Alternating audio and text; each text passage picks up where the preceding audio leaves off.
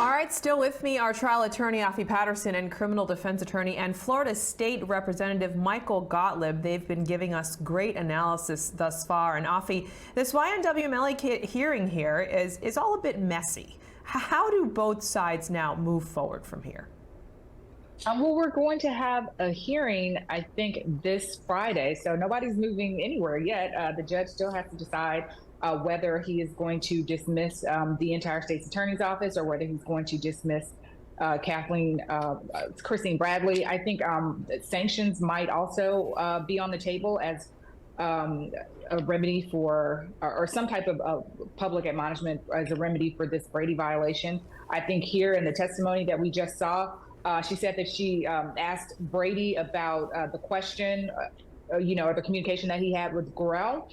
And she said that she took his word for it. And but we also have at the same time a 20-year veteran ASA, who said just the opposite. But she decided to take Moretti's word for it. So I think it's very problematic. I think that we also have a lot of motions to suppress on the line, and those motions involve Moretti. And I think that's going to be problematic for the state. Michael, there's a lot for the judge to think about, especially when lies are being thrown around when it involves Moretti. Yeah, so the decision that the judge has to make here is, was there something that the state had to disclose? Did they disclose it timely? And what's the effect on the defendant's case? Let's face it, what really matters here is the defendant's rights. Did this defendant have proper due process? Can this defendant move forward and get due process? If not, I, as the judge, have to throw the case out because of the state's egregious error. And that's what needs to be determined. All right, now let's listen to some more of the lead prosecutor and what they had to say. All right, guys, what stands out to you there? I mean, do you think there needs to be another hearing where prosecutors will be questioned? Michael, I'll start with you this time. So I think what stands out there is we issued a Brady notice. The Brady notice was wrong. At one point in time, Moretti saying he was joking. At the other point in time, the other deputy, Morell, is saying he was joking. They can't even get their story straight. It's another Watergate. The cover-up is worse than the crime. I think it's very problematic. Afi, what do you think?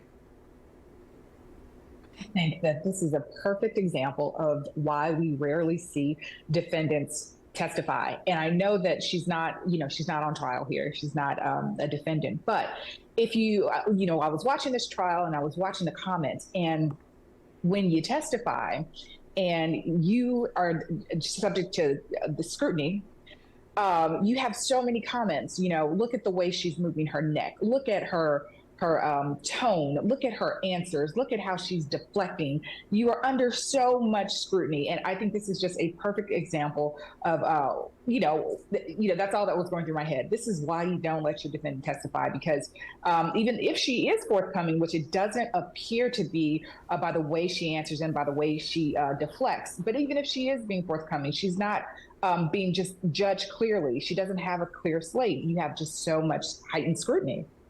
Yeah, there's a lot of drama before we even get to a possible retrial in this YNW Melly case. All right, guys, we're going to take another quick break.